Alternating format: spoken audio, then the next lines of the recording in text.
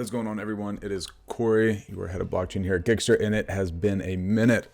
Let me tell you, I apologize. I've had the old blue screen of death come up, the WHAE uncorrectable error. And it turns out, so if you end up having this and you have an Alienware computer like mine, the power settings, if you put them anywhere below the max power, basically not enough volts get to the CPU and it dies. But anyways, besides the point, what I'm here to do is tell you about something pretty awesome that is coming out soon. And it is a white paper that we have done with Stanford and Berkeley around a concept called discursive diversity. And this is really, really important, right? So, here at Gigster, our whole thing is that we run distributed and remote teams. So being able to understand the health of those teams and how those teams are performing without being able to just constantly monitor what's going on is absolutely critical.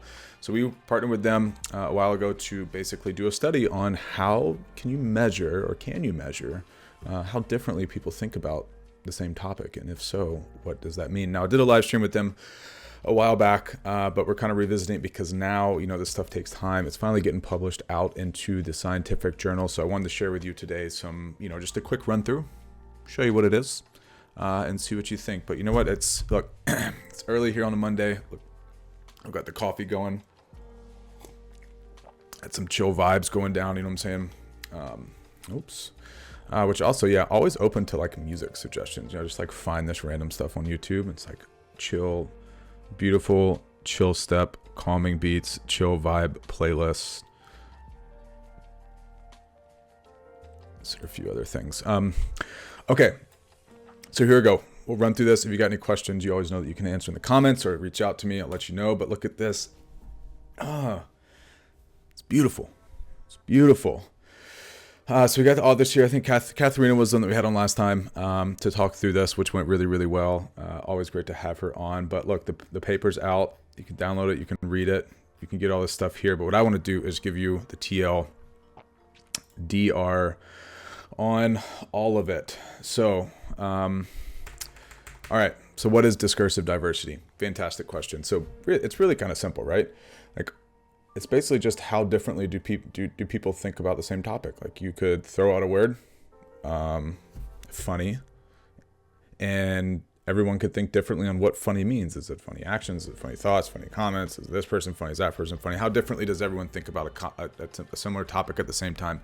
Now, this is really, really important because depending on how differently people think about that same topic or think about that same problem, in the context of software development, actually has some pretty profound meanings to it. So what would those be? It's that, so depending on when people are on the same page or off the same page, you can see here, when the DD score is low, everyone's aligned, which is great. DD score is high, everyone's thinking about it differently. So this can be great at other times as well. So, again, if we're all trying to get onto, technical problem solving, probably want to be thinking about the problem different, aka DD high. If we are trying to plan what's going on, probably want that DD to be low, right? And if you look at this through the context of a milestone, of a software development milestone, which we run in 2-week sprints, if you look at it through the context of that, as we're like looking down over here, so we look down over here, as we move through these 2-week milestones, it's kind of can be broken up into 3 sets. Or 3 different parts, right? So the initial part of it, which is where we're coordinating and trying to figure out what we're going to be working on. Then we move into really the ideation, or this is where like the programming and the problem solving and stuff's being done. And then we kind of move to the end, which is everyone coming back together and reconvening and saying, okay, this is what we worked on. What did we accomplish? What did we not accomplish? For why? And then, what comes the next one? So if you watch the DD curve during this through a healthy milestone, the curve looks kind of like this. So starts low, goes high, everyone's on the same page, everyone's thinking about the problem differently and problem solving, and then we all come back. So this is like a healthy DD curve during a milestone. Now, so what does this mean for us? Like, why is this important for distributed work and remote teams? And, we've been doing this for a long time. Our founders, Roger and Debo, rubbed some crystal ball somewhere to understand where the world's going. So we've been had the problem for a good bit. So what we do is like we're able to monitor DD like this. So if you see that curve in a different direction, meaning that it's the beginning of the milestone, and nobody's on the same page, well, that's probably a point where you should step in and say, okay, people, like, what's going on? Like, why is everyone like all over the map? And why can't we get on the same page? We're trying to plan what we're going to be executing against. We need to be on the same page, right? So very important to stay ahead. So how do you take action?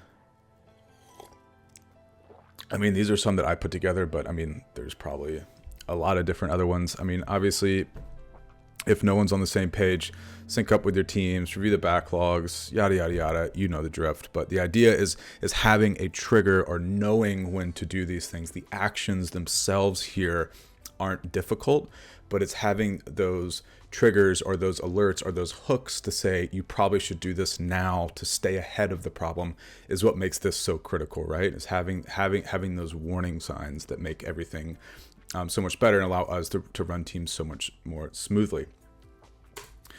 So how do we come up with this data? Great question, right? So how do you monitor all this? So we ran this over 117 different teams, remote distributed teams that we run, over 400 individuals and over 800,000 Slack messages. So we came up with this excellent program that would go through, anonymize all of the data, rip out anything that was, could even be relatable to who people were, who customers were. And we basically created this amazing data set that has led to these pretty cool findings, right? So a lot of work keeps going here. And, for us, this is just kind of like a part of a bigger puzzle, right? So again, Gixter is here to have a bunch of different pieces, different modules that allow us to run our teams more effectively. DD plugs into here pretty nicely. So that is at a wrap what discursive diversity is. Like I said, the white paper is coming out. Appendix here, like this is all ripped from the white paper, but like this is like data mapping, of where basically the teams were on given portions, how it gets affected, right? So it's all great there. Again, you can check out the link here. I'll put it in the description of the video coming up. But again, that is discursive diversity, and it is very, very cool. And I suggest everyone to reach out and read the paper because I think it's amazing in and of myself. And if you have any questions, as always, please reach out and let me know. And until then, I will see you at the next video. Yes, Keith, it is time.